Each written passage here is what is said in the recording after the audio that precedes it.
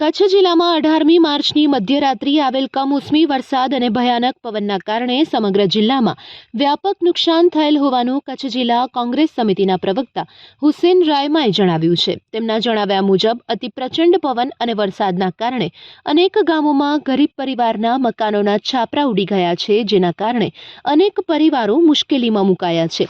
ખાસ કરીને ખેડૂતોને ભારે આર્થિક નુકસાન થયું છે। ખેતરમાં ઉભેલા ઘઉં, જીરું, એરંડા, રાયડો, વરિયાળી સહિતના પાક તેમજ દાડમ, આંબા અને નાળિયેર જેવા બાગાયતી પાકને ગંભીર અસર પહોંચી છે।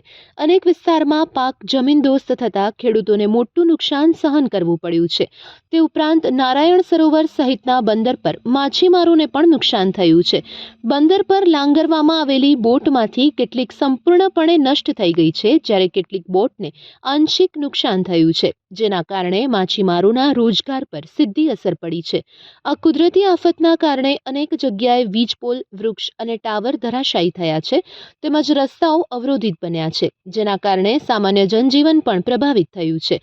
આ પરિસ્થિતિને ધ્યાને રાખી કચ્છ જિલ્લા કોંગ્રેસ સમિતિએ રાજ્ય સરકાર પાસે તાત્કાલિક અસરથી નુકસાનનું સર્વે કાર્ય હાથ ધરવા તેમજ મુખ્યમંત્રી રાહત ફંડ અને આપત્તિ વ્યવસ્થાપન વિભાગ મારફતે ખેડૂત, માછીમાર અને અસરગ્રસ્ત ગરીબ પરિવારોને તાત્કાલિક આર્થિક સહાય આપવામાં આવે તેવી માંગ કરી છે। બીજી બાજુ લખપત તાલુકા સરપંચ સંગઠન પ્રમુખ તથા માતાના મઢ ગ્રામ પંચાયતના સરપંચ કાસમભાઈ કુંભારે લેખિત રજૂઆત કરી છે કે માતાના મઢ તેમજ આસપાસના વિસ્તારમાં કમોસમી વરસાદના કારણે ઊભા થયેલા પાકોને ભારે નુકસાન થયું છે। ખાસ કરીને ઘઉં, જીરું, એરંડા, કેરી, બાગાયતી પાક તેમજ સંગ્રહાયેલો ઘાસચારો સંપૂર્ણપણે નષ્ટ પામ્યો છે।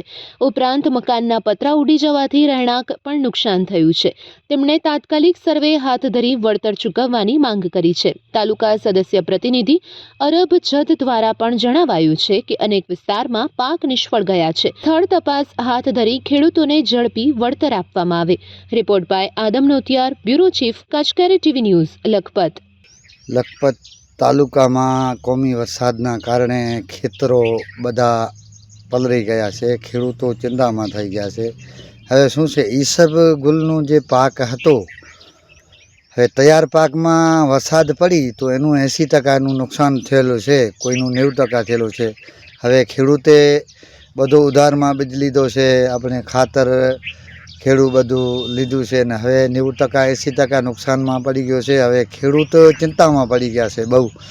હવે સરકારમાં એ આશા છે તો એની પૂરી સહાય મળે તો એનો રાહત થઈ શકે, બહુ ચિંતામાં છે। એક તો પશુપાલક લખપત તાલુકામાં પછાત વર્ગ તાલુકોમાં છે, બીજો કોમી વરસાદના કારણે ખેતી બધી પલળી ગઈ છે। ઈસબગુલ હતો, કોઈના ઘઉં હતા, બેખડા, ચકરાઈ, ચામરા, મીડિયારી, એ લોકોમાં ઈસબગુલ વાવવાનું હતું।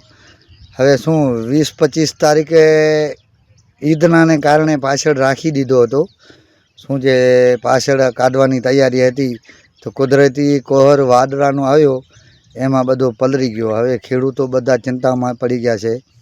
હવે સરકારમાં આશા રાખી બેઠા છે ને એની પૂરી વળતર મળે તો એનું રાહત થાય એવી એની આશા છે।